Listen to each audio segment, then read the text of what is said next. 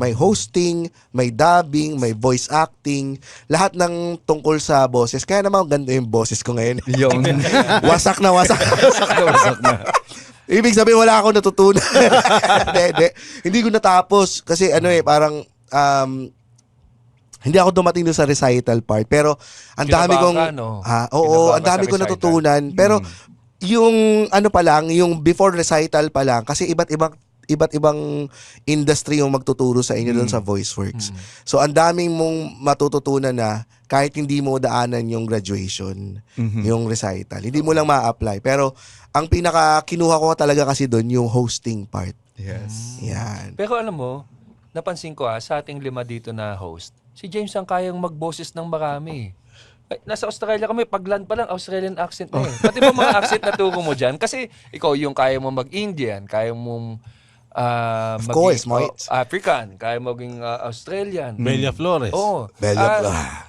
Dahil ba Hello, mate. Dahil ba sa...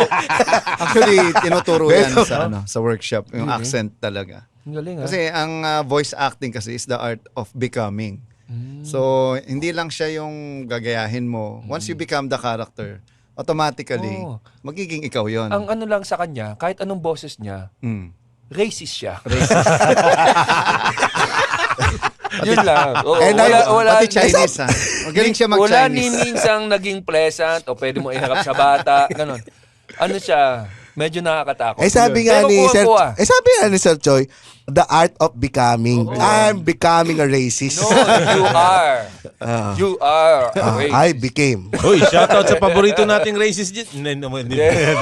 Oo, sorry. Hindi ba? May episode.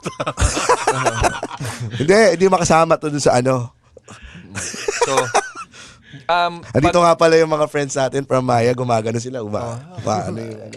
Nako, hindi gumagamit ng maayas. paano kayo nag-handle ng ganyan? Siguro kaya hindi ka nakatapos dahil pinalayas ka na sa workshop eh. Baka yun talaga yung totoo. Hindi, actually, sanay na kami. How young yung how young pwedeng Actually, during that time, wala tayong pinipiling edad as long as marunong nang magbasa. Yan din po sinabi ni Michael Jackson. Tsaka Marunong ka magbasa. marunong rin makinig. Kasi yung anak ko, nag-workshop din siya at age